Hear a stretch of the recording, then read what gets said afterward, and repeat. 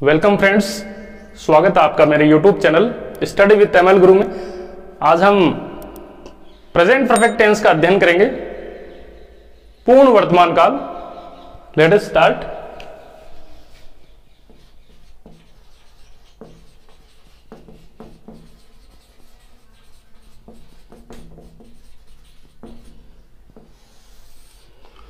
Present perfect tense का शाब्दिक अर्थ है पूर्ण वर्तमान काल। अब देखिए, परफेक्ट यानी होता है पूर्ण, यानी ऐसा काल, ऐसे वाक्य जिनसे यह प्रकट होता है कि काम है वो पूर्ण हो चुका है। यानी ये जो टेंस है वो काम की, कार्य की समाप्ति का संकेत करता है, समाप्ति के बारे में बताता है। वर्तमान काल में कोई कार्य समाप्त हो चुका है तो इसके लिए ये प्रेजेंट परफेक्ट टेंस होता है। ऐसे वाक्यों को, यानी ऐसे वाक्य जिनसे यह प्रकट होता है कि कोई कार्य अभी अभी हाल ही में समाप्त हुआ है, तो उनमें प्रेजेंट परफेक्ट टेंस शामिल किया जाता है। प्रेजेंट परफेक्ट टेंस को उसमें डिनोट किया जाता है।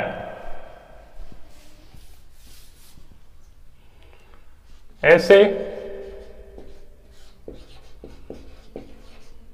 वाक्य जिनसे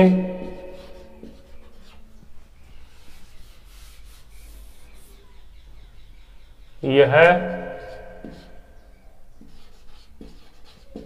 प्रकट होता है कि कार्य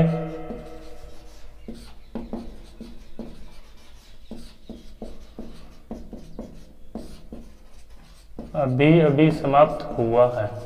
ठीक है, जैसे वह खाना खा चुका है। देखिए, यानी ऐसे वाक्य जिनसे यह प्रकट होता है कि काम है वो अभी भी हाल ही में समाप्त हो चुका है और उस काम का प्रभाव वर्तमान में भी शो होता है। तो ऐसे कार्य प्रेजेंट परफेक्ट टेंस में होते हैं। जैसे सेंटेंस लिखा हुआ है खाना खा चुका है, तो इसमें खाना खाने का काम है उसके द्वारा वो कंप्लीट हो चुका है। He has eaten food। जो हेल्पिंग वर्ब है वो हैज का प्रयोग हो जाता है सिंगुलर सब्जेक्ट के साथ और हैव का प्रयोग होता है प्लूरल सब्जेक्ट एंड आई के साथ। नेक्स्ट है मेन वर्ब क्रिया की थर्ड फॉर्म का यूज होता है। अब इस टेंस की पहचान क्या है वो देखिए। हिंदी वाक्यों में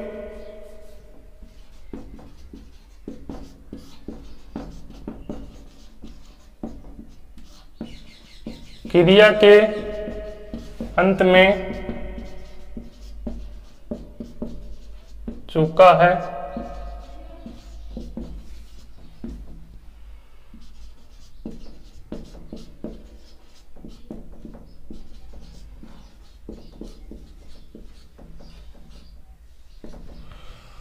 हिंदी वाक्यों में क्रिया के अंत में चुका है, चुकी है, चुके हैं, चुका हूं आदि शब्द आते हैं। जबकि हिंदी वाक्यों में क्रिया के अंत में मात्रा है, आ है,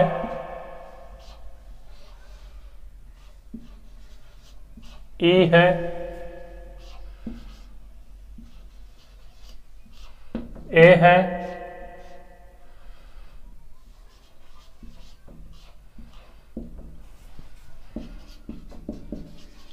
आदि अक्षर आते हैं।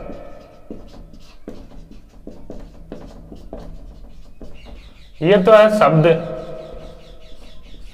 और ये है अक्षर। यानी हिंदी वाक्य में क्रिया के अंत में ये शब्द आते हैं, जबकि हिंदी वाक्य में क्रिया के अंत में आ है, ई है, ए है, आ हूं आदि अक्षर आते हैं। जैसे उसने खाना खाया है, यही सेंटेंस है।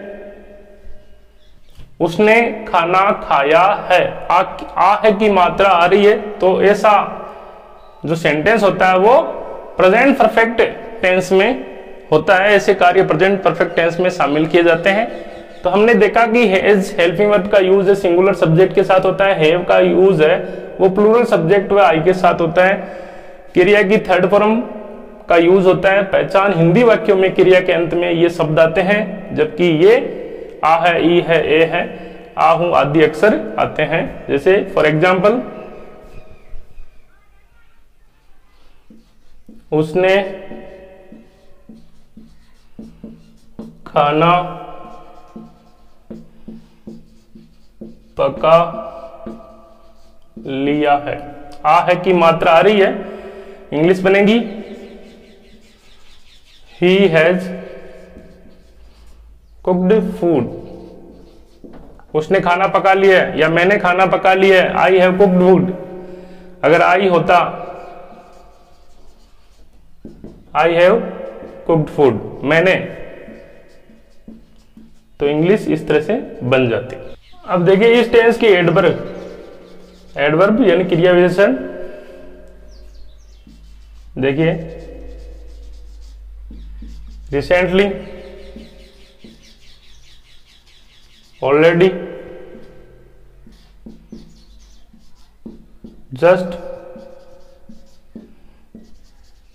Just now,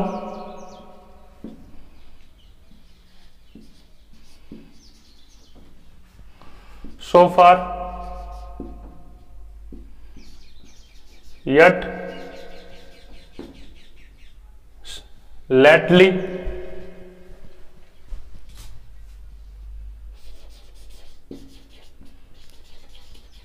up to now,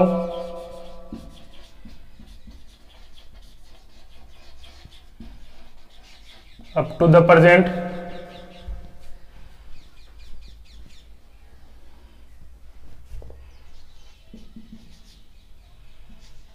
since, ever, for।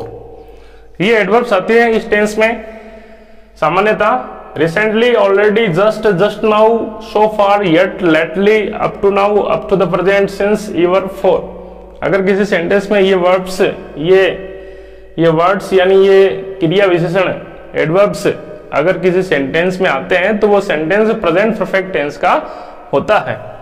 अब बढ़ते हैं सेंटेंस फॉर्मेशन की ओर।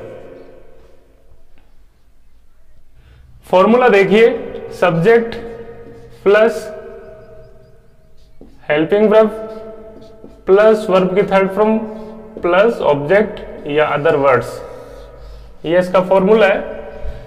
Subject plus helping verb not verb की third form plus other words, full stop. जैसे फॉर एग्जाम्पल,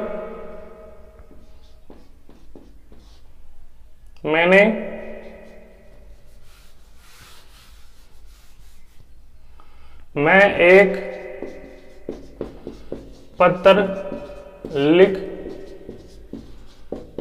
चुका हूं। इंग्लिश क्या बनेगी? सब्जेक्ट देखिए इसमें मैं है तो आई के साथ में हैव हेल्पिंग वर्ब का यूज होता है। हैव लिखना यहां पर क्रिया है तो थर्ड फॉर्म आएगी राइट की रिटन। ऑब्जेक्ट यहां पर एक पत्र, ए लेटर, ठीक है।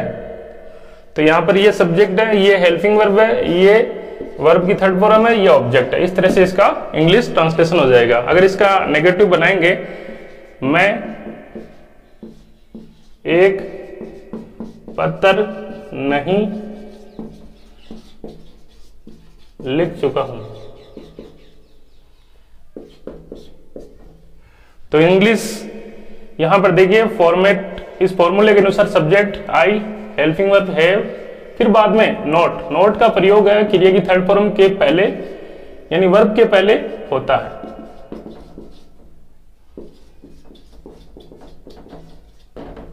इस तरह से इसका इंग्लिश बन जाएगा, ठीक है। सिंपल है। SHVO, SH यानी ये SHVO ये सब्जेक्ट पैटर्न है, सेंटेंस पैटर्न है, अफर्मेटिव सेंटेंस का ये पैटर्न है। SHVO सब्जेक्ट हेल्पिंग और वर्ब ऑब्जेक्ट। नेगेटिव बनाएंगे तो यहां पर हेल्पिंग वर्ब के बाद में वर्ब के पहले नोट का यूज कर दो। ठीक है, अब देखिए इंट्रोगेटिव सेंटेंस। ये पैटर्न है, अगर किसी सेंटेंस के शुरू में क्या शब्द आता है, अगर WH वर्ड से शुरू है सेंटेंस तो हेल्पिंग वर्ब WH वर्ड के बाद में आएगी।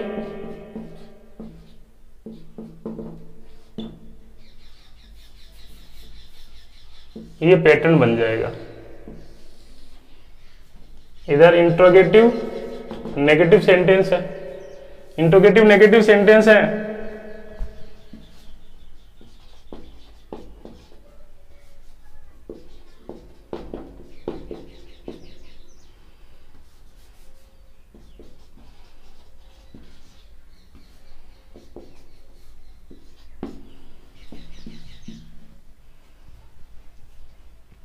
इसका फॉर्मूला देखिए इंट्रोगेटिव नेगेटिव सेंटेंस का। Helping verb subject not verb की थर्ड फॉर्म अन्य शब्द WH word helping verb subject plus not verb की थर्ड फॉर्म पर्सनवाचक चिन्ह। ये पैटर्न है। अगर किसी सेंटेंस के बीच में क्या क्यों कैसे ये शब्द आते हैं तो वो सेंटेंस WH वर्ड से शुरू होता है। वह क्या लिख चुका है,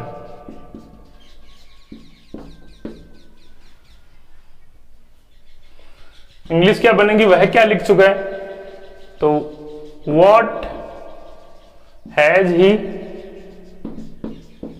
written. What has he written WH word है, हेल्पिंग वर्ब है, सब्जेक्ट है, वर्ब की थर्ड फॉर्म है। ठीक है, नेगेटिव बनाएंगे इंट्रोगेटिव नेगेटिव। क्या मैं एक पत्र नहीं लिख चुका हूं,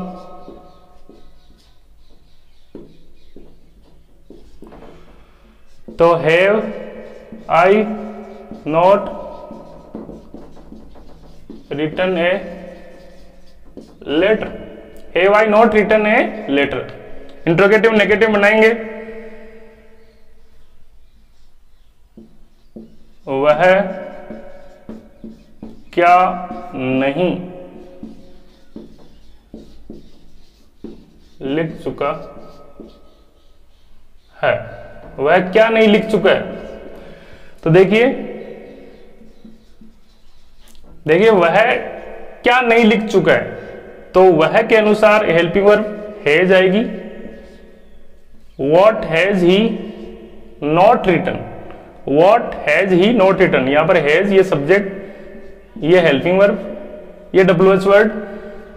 तो यहां पर देखिए what has he not written, has है वो ही के अनुसार है, ही सिंगुलर है इसलिए हैज का प्रयोग हुआ है, जबकि यहां पर आई के अनुसार हैव का यूज होता है।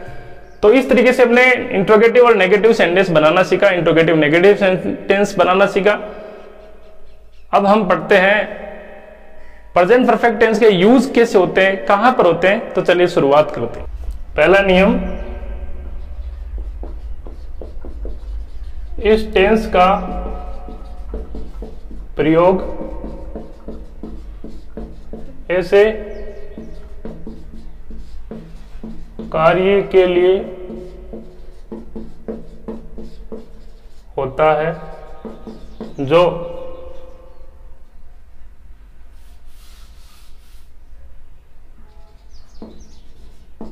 अभी अभी समाप्त हुए हैं,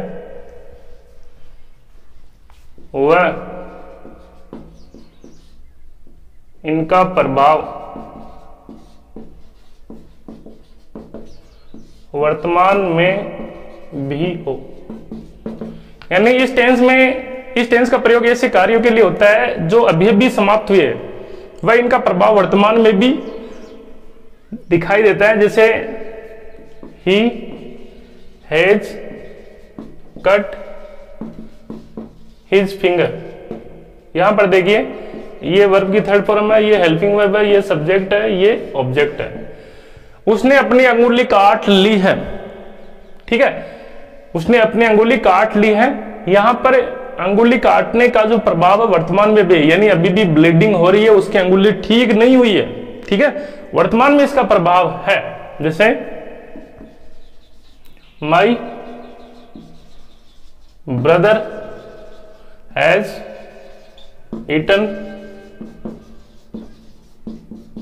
ऑल द एप्पल्स, मेरे भाई ने सभी एप्पल्स खा लिए, सारे सेब खा चुका है मेरा भाई। तो यहां पर ये सेंटेंस से ये शो होता है कि उसने एक भी एप्पल नहीं छोड़ा, ठीक है, उसने सारे एप्पल खा लिए, उसने एक भी एप्पल नहीं छोड़ा है। तो इस प्रकार से, जैसे next sentence, I have revised my lessons, मैंने अपने पाठ रिवाइज कर लिए, रिवीजन कर लिए, दोहरान कर लिया, यानी अब मुझे इनका रिवीजन करने की आवश्यकता नहीं है क्योंकि अभी अभी किए हैं, तो इनका प्रभाव है वो वर्तमान में भी शो होता है। तो इस तरीके से हमने ये पहला नियम पढ़ा। I have revised my lessons, my brother has eaten all the apples, he has cut his finger. तो हमने ये पहला नियम कंप्लीट किया। अब बढ़ते हैं दूसरे नियम की ओर।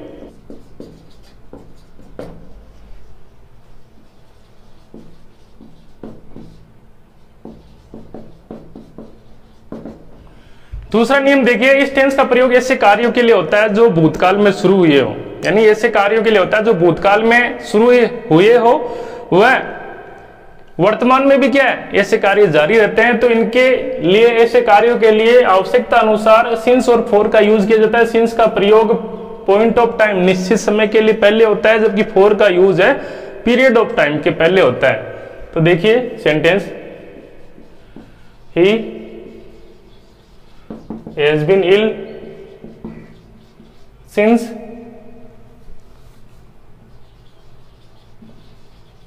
Monday, वह मंडे से क्या है, बीमार है, वह मंडे से बीमार है। तो सिंस का प्रयोग है पॉइंट ऑफ टाइम के पहले हुआ है। जैसे सी hasn't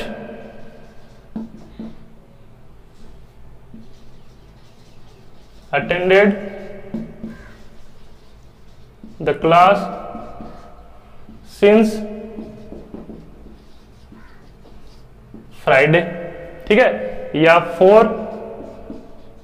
2 days भी हम लिख सकते हैं। तो 2 days क्या है, पीरियड ऑफ टाइम में, ठीक है, यानी उसने फ्राइडे से क्लास अटेंड नहीं की है, ठीक है, की है, ई है, मात्रा आ रही है। तो प्रेजेंट परफेक्ट टेंस का है और इन वाक्यों में कार्यों के साथ सिंस और फॉर का यूज जरूरत अनुसार होता है। जैसे I have lived in this house for 5 years, मैं इस घर में 5 साल से रह रहा हूं, 5 साल से इस घर में रहा हूं और अभी भी रह रहा हूं।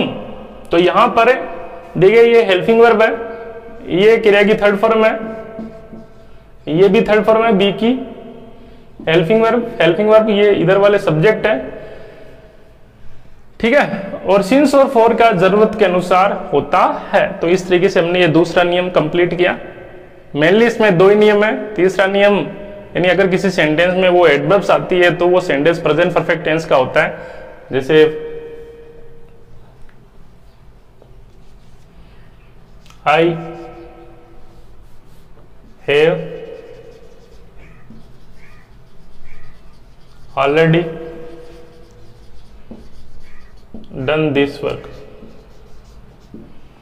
यानी अगर किसी सेंटेंस में already, yet, recently, lately, so far, up to now, up to the present, since, for आता है तो वो प्रेजेंट परफेक्ट टेंस का वाक्य होता है।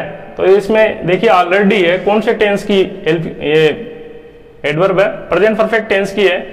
तो यहां पर ये जो वाक्य होगा प्रेजेंट परफेक्ट टेंस का होगा और इसमें क्रिया की थर्ड फॉर्म होगी, हैव का, हैज का यूज होगा अकॉर्डिंग टू द सब्जेक्ट, ठीक है। तो हमने ये 3 नियम है ज्यादातर और इसका यूज हमने पढ़ा। अब पढ़ते हैं हम सिंस और फॉर का यूज कहां पर होता है।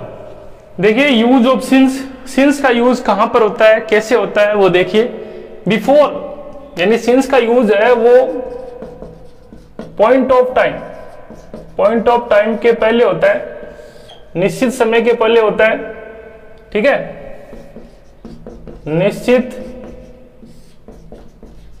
समय के पहले। जैसे नेम ऑफ द डेज, जैसे सिंस मंडे है,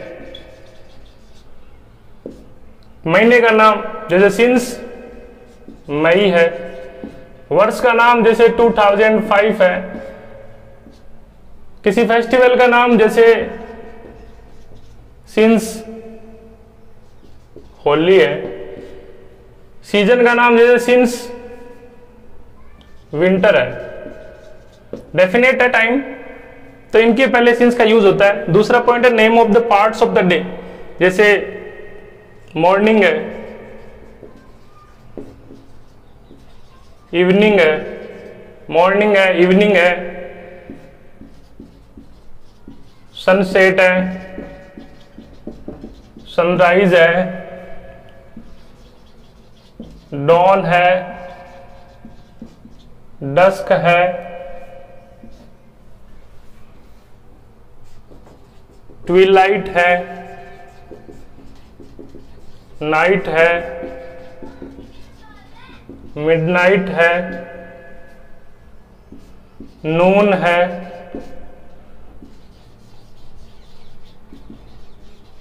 आफ्टरनून है। तो इस तरीके से इन शब्दों के पहले सिंस का यूज किया जाता है। Name of the parts of the day यानी दिन के जो भाग होते हैं टाइम के अनुसार, उनके नाम के पहले सिंस का यूज होता है। नेम ऑफ इवेंट्स जैसे since his arrival, since his arrival, departure है, प्रस्थान है, आगमन है, ठीक है।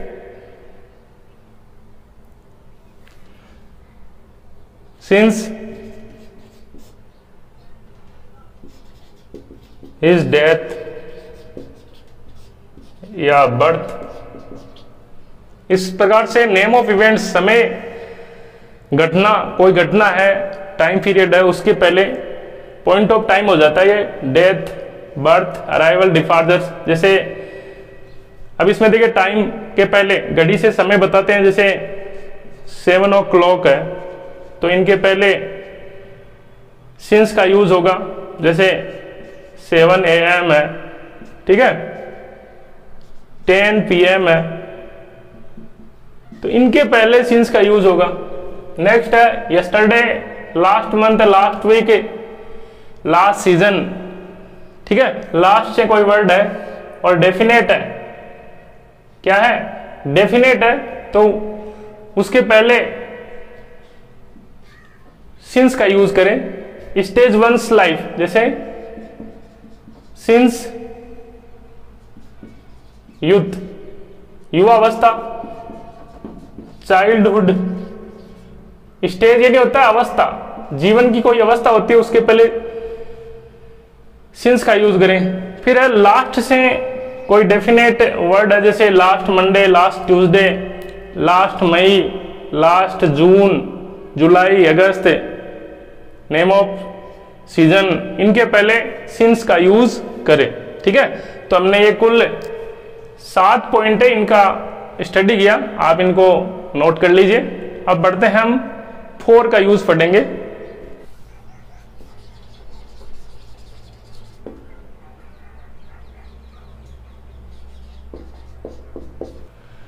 फॉर का यूज है वो पीरियड ऑफ टाइम, अनिश्चित समय की अवधि होती है, उसके पहले आता है। अनिश्चित समय के पहले, अनिश्चित अवधि के पहले, जैसे for an hour, for a minute, for a day, for a week, for a month, for a year, for a decade, for a century. 4 minutes plural में, days, weeks, months, years, decades, centuries. इसका use होता है numeral adjective के पहले, numeral adjective plus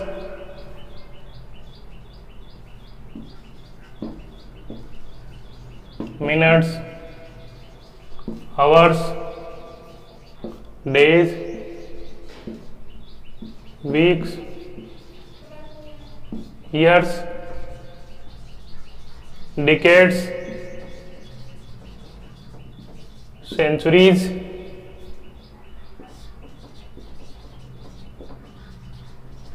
और seasons.